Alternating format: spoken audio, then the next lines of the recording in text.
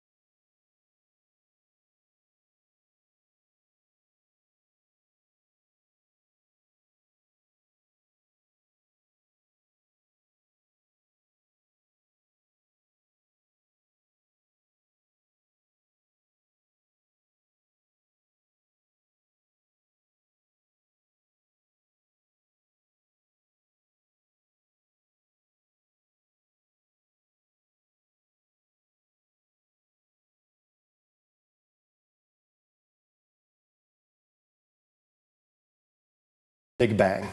What is then the origin of the law?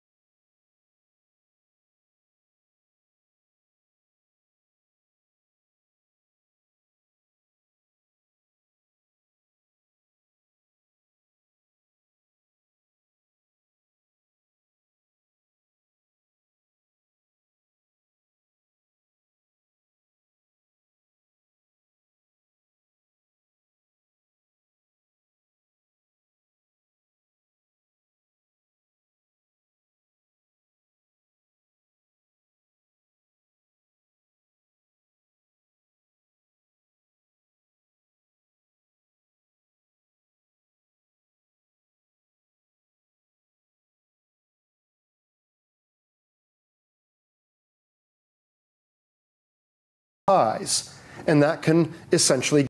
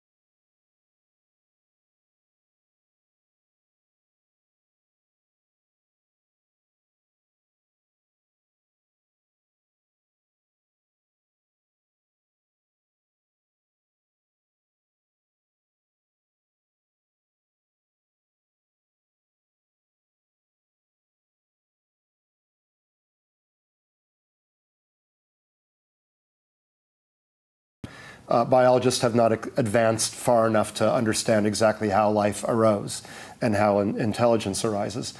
But the mechanical universe is amazingly complex, yet explainable with a few simple laws. Scientists have just announced the discovery of Higgs boson. What do you think? What does it tell us about the origin of the universe? The Higgs boson helps complete what's called the standard model of particle physics. There's a way we have to try to understand electrons and quarks and neutrinos and other kinds of particles. And the Higgs boson was kind of a missing piece of the puzzle, which, if it were not there, would mean that we'd have to kind of start over. But the fact that it appears to have been found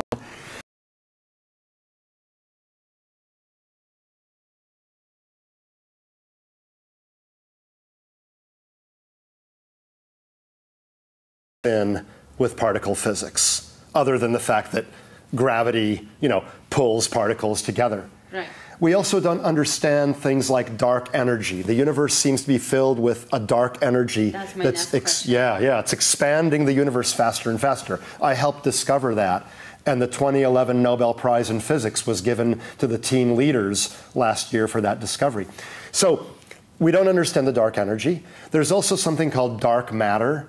It may or may not be some kind of fundamental particles that could be part of the standard model. We don't yet understand. So the Higgs boson is a very important discovery, but it does not solve all questions that remain in physics. But it is a very important discovery. In a sense, it would have been more exciting as a scientist if it were not there to me, because it would mean that we're not correct in our view of the universe. And the surprises are more fun than the expected discoveries. Sort of like we expected to find that the universe is slowing down. Just like when I toss a water bottle up, it slows down due to gravity of the Earth, pulling it down, and eventually it stops and brings it back down. Well, we expected all the galaxies to be pulling on each other and to be slowing down the expansion of the universe. But instead we found that the expansion is speeding up. So that meant that there's something totally brand new that was unanticipated, that we don't understand. And for a scientist, that's more fun than just confirming something that you already thought was there, something that you already thought was true. Were there any unanticipated discoveries among scientists? I don't think scientists will ever truly understand creation, because I don't think we'll know where the laws of physics came from. But given a universe, given that universes can arise, I think someday we may well understand dark energy and dark matter and the other constituents of the universe. We only discovered dark energy 14 years ago, the accelerating expansion of the universe. So it's no surprise that we don't yet fully understand dark energy. Dark matter was only conceived a few decades ago. So again, we don't yet really know what dark matter is, but we've not been investigating it for very long. I mean, in hundreds of years, who knows what we will know? We might have a full inventory of what's in the universe and how everything behaves. So we will know a lot, but we won't quite know why it all happened and why there's something rather than nothing. Why are there any mathematical laws of physics rather than just nothing at all? I don't know that we'll ever understand that.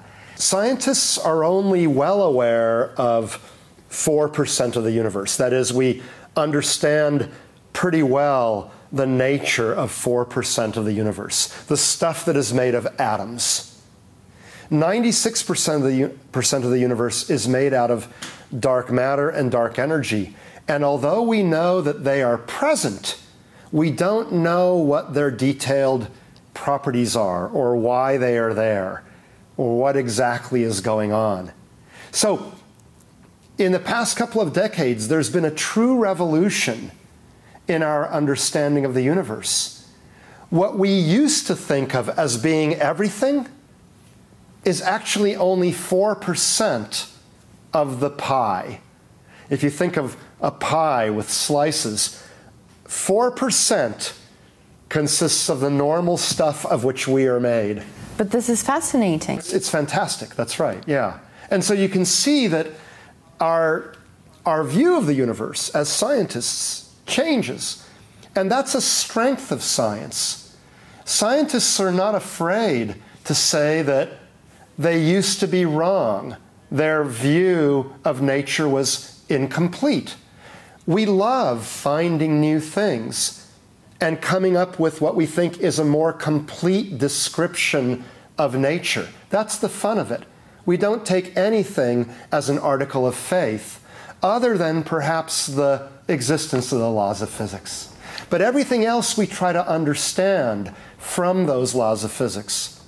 And with time, we're coming to a better understanding of the laws themselves. For example, I said that there are 4 fundamental forces.